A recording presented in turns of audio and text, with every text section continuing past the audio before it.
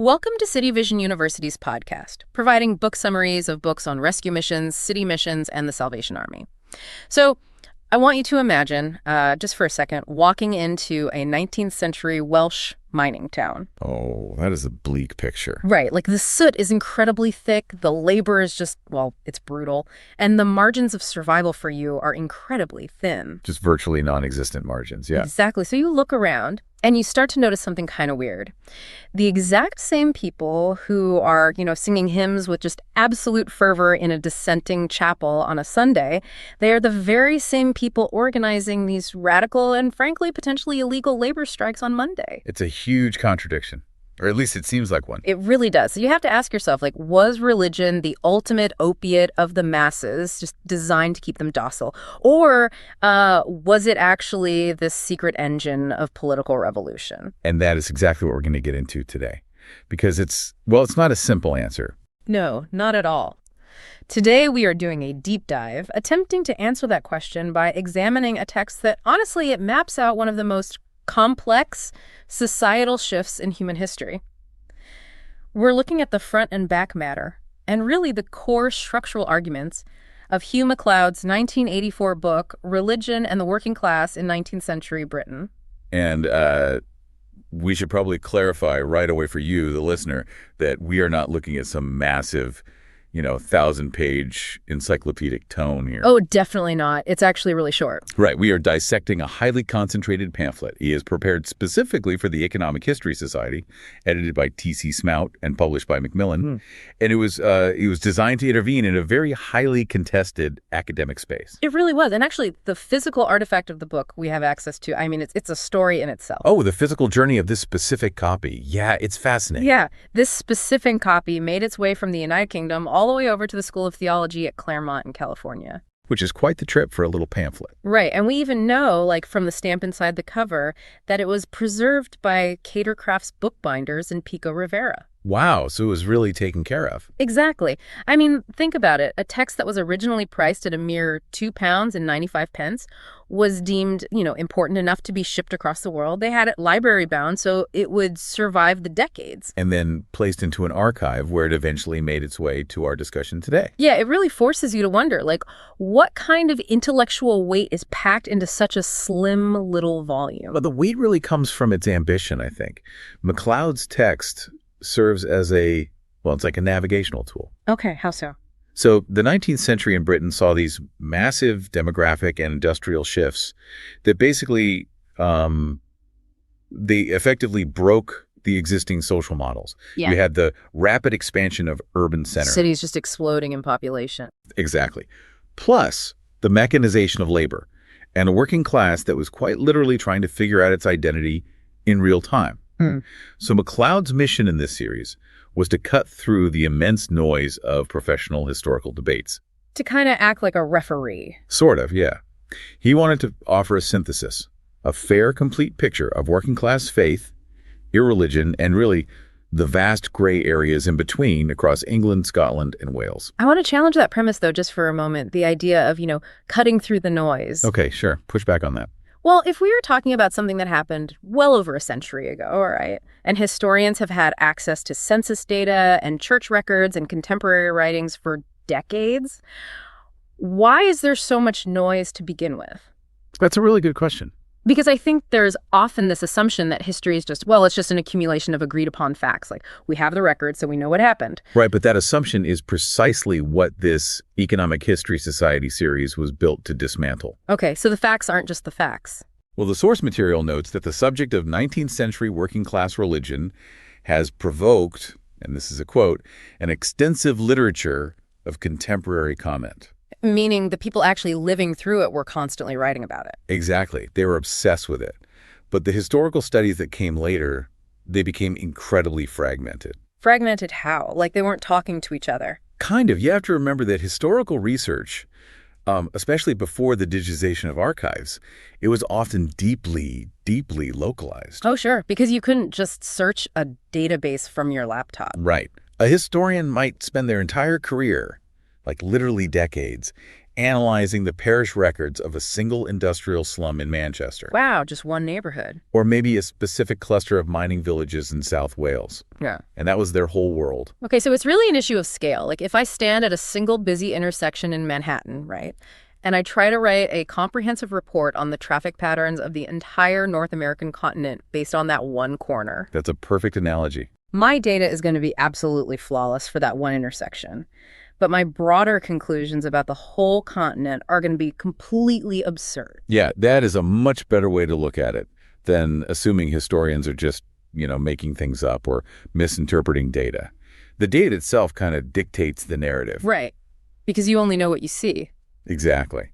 So if a historian focused on a community where, say, a specific offshoot of Methodism took deep root and became the absolute center of civic life. And their conclusion would naturally be that religion was this vital central force for the working class. Precisely.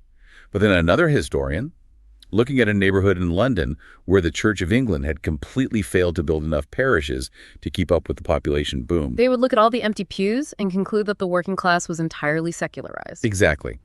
And they both take their highly localized, fragmented findings and attempt to just stretch them over the entirety of the British working class. Which creates a massive academic battlefield. Oh, absolute chaos. You have highly credentialed experts looking at the exact same time period and arriving at radically different, mutually exclusive conclusions.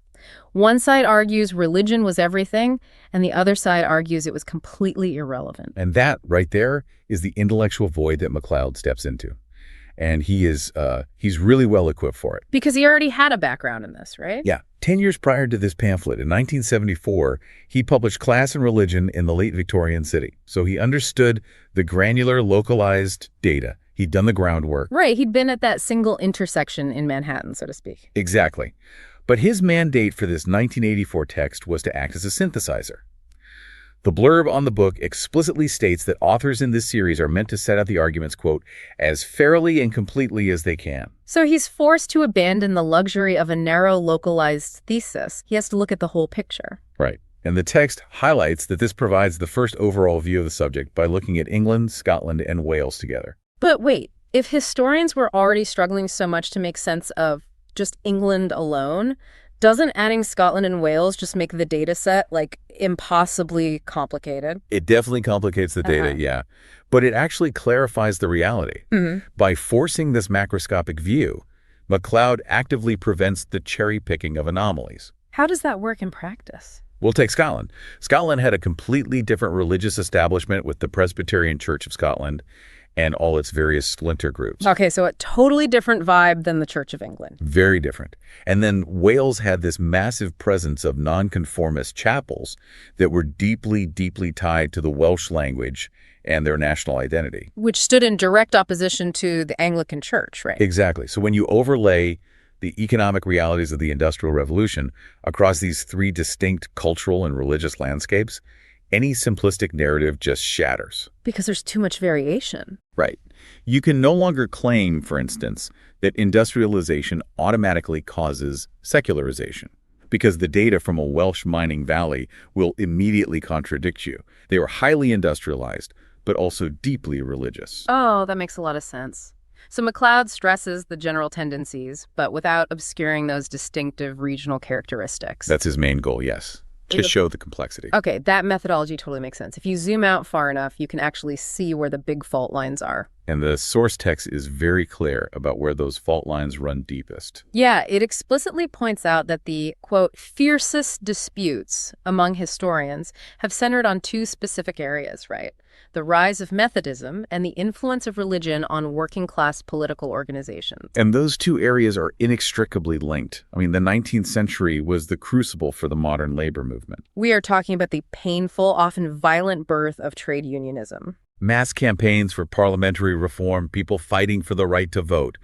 It was the fundamental renegotiation of power between capital and labor. Right. And historians have spent decades arguing fiercely over the function of religious movements, particularly Methodism, within that whole volatile environment. It's basically the core of the debate. Let's break down the mechanics of that dispute because it's fascinating. The debate seems to hinge on whether religion acted as a catalyst for political organization or as an opiate. The famous opiate of the masses concept. Right. I think the opiate concept is fairly common in popular culture, the idea that religion just numbs the pain of oppression. But how did that actually function in the context of 19th century industrial Britain? Well, the opiate argument, at least as debated in these historical circles, it isn't just about general spiritual comfort. It is about a specific theological framework that emphasizes deferred gratification. Oh, like your reward is in heaven. Exactly. Evangelical movements of the time often focused heavily on personal salvation, moral respectability, and the afterlife. So the argument is that by convincing a factory worker that their earthly suffering was temporary, and that their primary duty was spiritual purity and, submission to the divine will, the church effectively siphoned off all that anger and revolutionary energy that should have been directed at the factory owner. That is the exact argument. Yeah. If you are totally exhausted from a 14-hour shift and your chapel leader tells you to pray for the soul of the mill owner rather than, say, strike for higher wages, well, religion is functioning as a mechanism of social control. It totally pacifies the workforce. It keeps them from burning down the factory, essentially. I mean, I see the logic there for sure, but it assumes the working class were just like passive receptacles for theology. They just listened and obeyed. Which is where the other side of the historical debate comes in, the catalyst argument. Because the catalyst argument seems much more focused on the practical mechanics of how these churches actually operated day to day. If you look at the structure of a nonconformist chapel, you aren't just looking at a place of worship, are you? No, not at all. You are looking at an independent organization that was managed by the working class themselves. And that is a huge distinction. Now you are touching on the core of the catalyst theory. See, the Church of England was highly hierarchical. The clergy were generally educated at Oxford or Cambridge. Right. They belonged culturally and economically to the gentry or the middle classes. They weren't the guys working in the mines. Exactly. But many dissenting groups, particularly branches of Methodism like the Primitive Methodists, they relied heavily on lay preachers and working class administrators. Right. And if you think about the literal skills required to keep a chapel running in a mining town, it maps perfectly onto the skills needed to run a labor union. Oh, it's a one-to-one correlation. Because you need someone who can stand up in front of a crowd and deliver a persuasive, emotive speech. Right. Lay preacher. Exactly. You need people to take minutes at meetings. You need someone to manage the collection plate, balance a ledger, and allocate funds for the sick or the widows in the congregation. The administrative overlap is just undeniable. So the historical argument for the catalyst theory posits that the chapel was quite literally the training ground for the trade union. So a coal miner who spent his Sundays organizing the finances of his local chapel and practicing public speaking.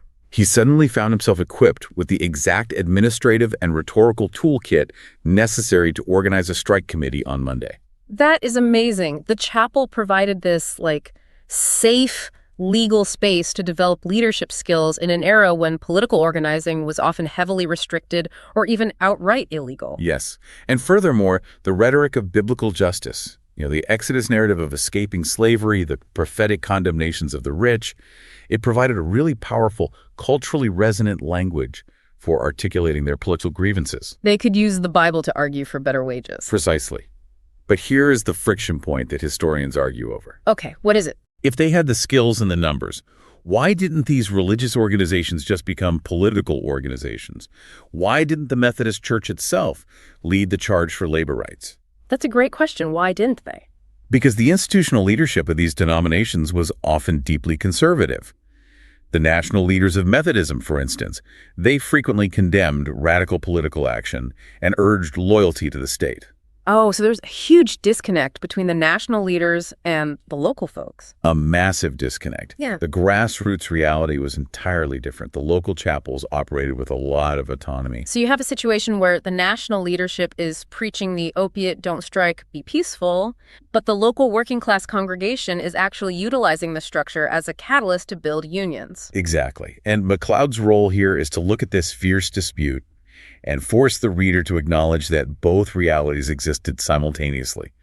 A single religious movement could be a tool of pacification in one town and the structural backbone of a radical union in the next town over. Wow. That dual reality is fascinating. But, it also assumes that the majority of the working class were actually participating in these institutions in the first place. Which is a very big assumption. Right. And the text points out that McLeod also discusses themes that are, quote, less overtly controversial, and one of those themes is the growth of religious indifference. Yes, the quiet majority. If the catalyst and opiate arguments are these loud shouting matches about the people sitting in the pews, religious indifference seems to be the quiet reality of the people who just stayed home. And that quiet reality often represented the statistical majority in those rapidly growing urban centers. McLeod makes a really vital distinction here, one that historians and sociologists have to carefully navigate. What's the distinction? The difference between active irreligion and passive religious indifference.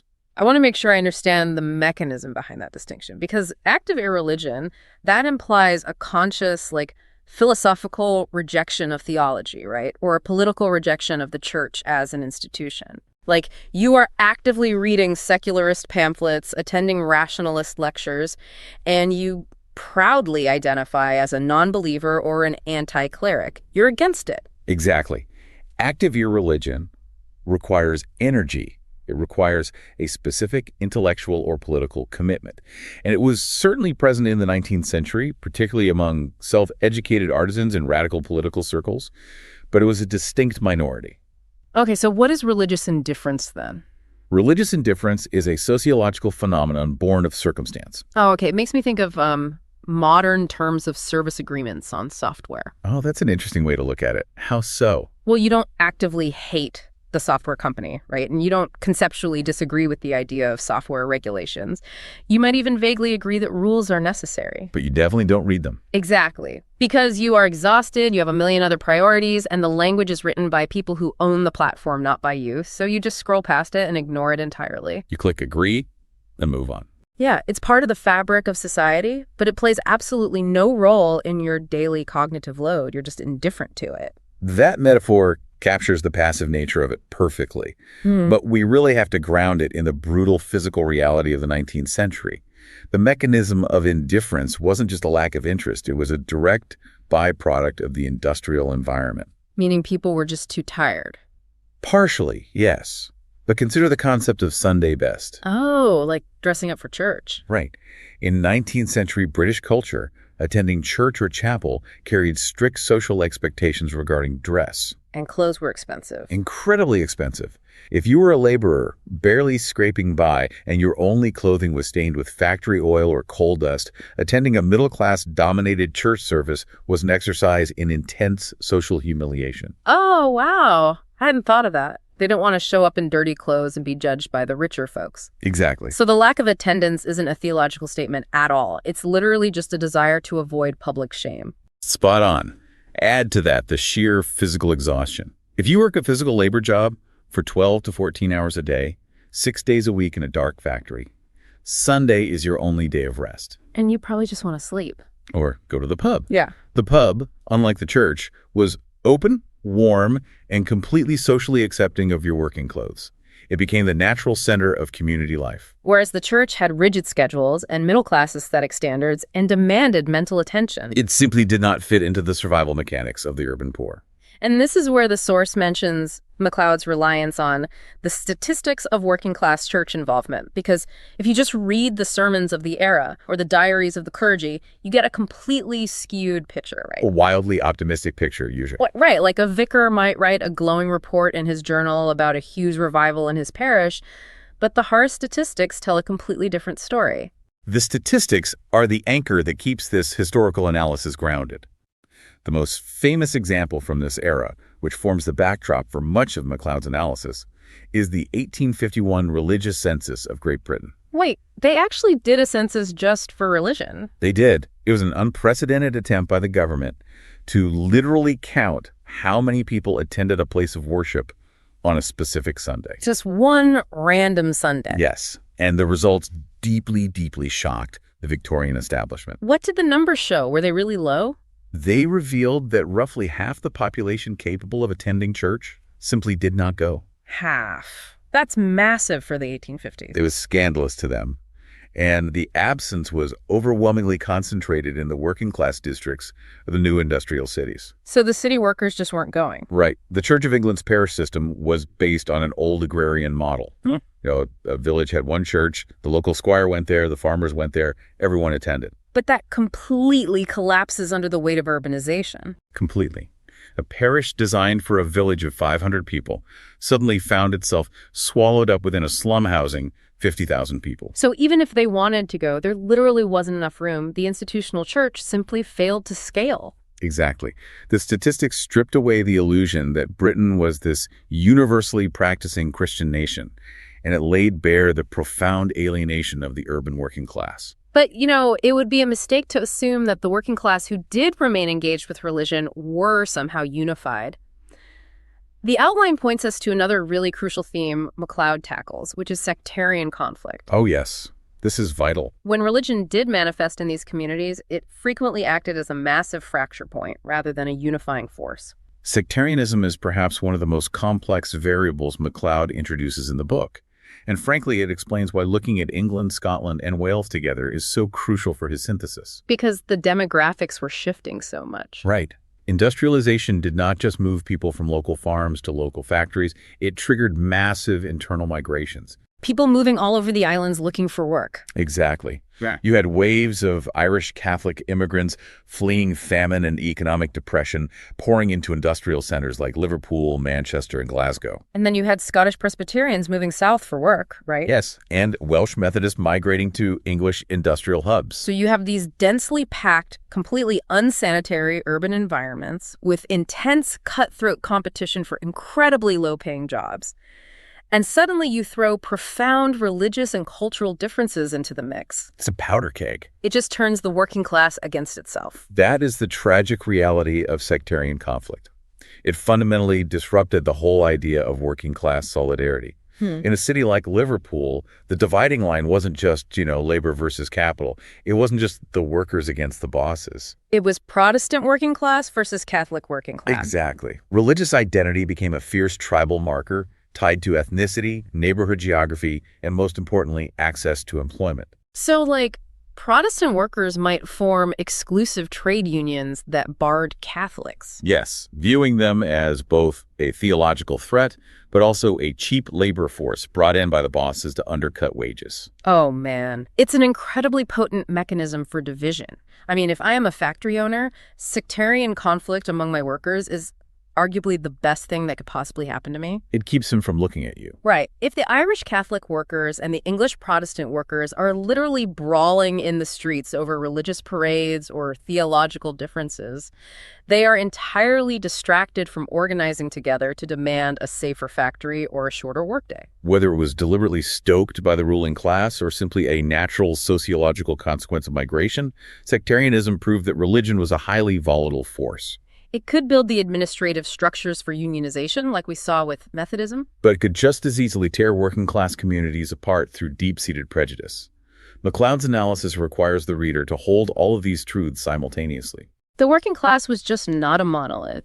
It was a deeply fragmented demographic navigating unprecedented economic pressure. Absolutely. Which brings us to perhaps the most revealing part of this entire analysis, how the establishment actually viewed this fragmented, struggling, indifferent, or sectarian working class. Yeah. Because we have talked a lot about the mechanics of the working class experience, but the cover art of McLeod's book provides a devastating glimpse into the psychology of the middle and upper classes. The visual evidence chosen for the cover is masterful, truly. It is a reproduction of a cartoon from Punch magazine. And Punch was the quintessential satirical publication of the British establishment, right? It's what the elites read. Yes, exactly. The title of the cartoon is From the Mining Districts, an attempt at converting the natives. When I first read that in the notes, I had to stop and reread it because the terminology is so explicit. It is shockingly blatant. They are talking about British people miners in their own country, yet they are using the exact language of overseas imperialism.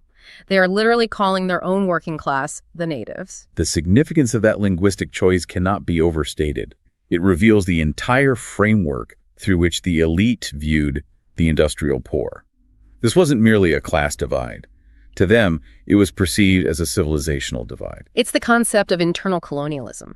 The middle-class philanthropists and the established clergy didn't look at a slum in Manchester or a mining village in Yorkshire and see, fellow citizens who had fallen on hard times or who simply lacked access to basic infrastructure. No, they looked at those areas and saw, quote, darkest England. They viewed them with the exact same combination of fear, fascination, and paternalistic condescension that they applied to uncontacted tribes in distant colonies. You have identified the exact mechanism of their philanthropy. When the establishment launched mission initiatives to reach the urban poor, they literally called them home missions. Wow, home missions! Like they're going to a foreign country, but it's just a train right away. Exactly. The middle-class men and women who ventured into the slums to distribute religious tracts or preach temperance, they did so with the posture of explorers entering hostile territory. They truly believed they were bringing light to savages. And if you apply that realization to the concept of working-class religion, everything clicks into place. The source text states that McLeod ultimately stresses the, quote, ambivalent religious attitudes of the majority of the working class. Which makes perfect sense when you look at how they were treated. Right. If I am a miner and a well-dressed clergyman from London walks into my village, refuses to understand my economic reality, and speaks to me as if I am an uncivilized native who needs to be rescued from my own inherent barbarism, of course I'm going to be ambivalent. The ambivalence is a perfectly logical defense mechanism. The working class were not necessarily rejecting the core tenets of Christianity. No. Many held deep, albeit informal, beliefs in God, moral justice, and communal support. Exactly. Yeah. What they were rejecting was the institutional packaging. They recognized that the theology being delivered by these home missions was heavily freighted with class condescension. It's a rejection of the messenger, not necessarily the message. Right. To accept the charity or the spiritual instruction of the established church was to accept their premise. It was to accept the label of native. It was a tacit admission of social inferiority. And the working class, despite their economic deprivation, possessed a fierce sense of independence and self-respect. They weren't going to just accept being talked down to. So they carved out their own cultural spaces. They developed their own rituals surrounding birth, marriage, and death that often bypassed the formal church hierarchy entirely. They utilized the elements of religion that served their community, like the organizational structure of the dissenting chapels we talked about earlier. And discarded the elements that demanded their subjugation. It completely rescues the working class from being reduced to caricatures. They weren't these mindless victims of a religious opiate, and they weren't universally enlightened political radicals either. They were immensely complex human beings navigating a system designed to exploit them. And holding ambivalent, highly nuanced attitudes toward institutions that offered both spiritual comfort but also heavy-handed judgment. Which is the ultimate triumph of McLeod's synthesis. By bringing together the disparate threads of Methodism, political organizing, quiet indifference, harsh statistics, sectarian violence, and the overarching condescension of the ruling class. He provides a map that actually reflects the messy reality of the terrain. He proves that you cannot understand the history of the 19th century without understanding the deeply conflicted soul of the working class. You really can't. So, let's pull all of these threads together for you, the listener. We started with a physical artifact, the seemingly modest £2.95 historical overview bound in California. But by unpacking its core arguments, we've navigated the chaotic academic battlefield of fragmented historical data. We examined the fierce debates over whether religious movements like Methodism functioned as the structural catalyst for labor unions or as a theological opiate that pacified revolutionary fervor. We explored the quiet, massive demographic shifts toward religious indifference, driven not by atheistic philosophy, but by the sheer physical exhaustion and social alienation of industrial life. We confronted the destructive reality of sectarian conflict, where religious identity fractured the working class along ethnic and geographic lines. And finally, through the lens of a Punch cartoon, we exposed the staggering condescension of an establishment that viewed its own labor force as uncivilized natives needing to be tamed. It is a profound historical framing, but the value of this deep dive isn't just in understanding the 19th century, right? It is in recognizing the patterns of human behavior that persist into our current era. Absolutely. The socioeconomic landscape has changed dramatically, but the dynamics of power, communication, and class alienation, they remain strikingly familiar. Which brings us to a final lingering thought for you to mull over. If the 19th century establishment alienated the working class by attempting to convert the natives, Where do we see that exact same internal cultural disconnect operating today? Think about how modern institutions interface with populations they perceive as marginalized or left behind. When elite political campaigns parachute into rural areas to explain policy. Or when major tech corporations design algorithms to quote-unquote improve the lives of gig workers. Or even when modern secular or religious nonprofits launch initiatives in lower-income neighborhoods. Are they still operating with that top-down missionary mindset? Are they speaking a language of partnership or a language of paternalistic condescension? Are institutions today still bewildered by the indifference or ambivalence of the public, failing to realize that the public isn't rejecting the concept of improvement, but rather rejecting the arrogance of the messenger? That is a phenomenal question to carry forward. It reframes how we look at every modern institutional outreach. Well, thank you for joining us on this deep dive into the muddy, complex waters of working class history. Keep questioning the neat, linear narratives you are handed. Look for the mechanisms behind the statistics. And remember that behind every historical debate is a chaotic, profoundly human reality.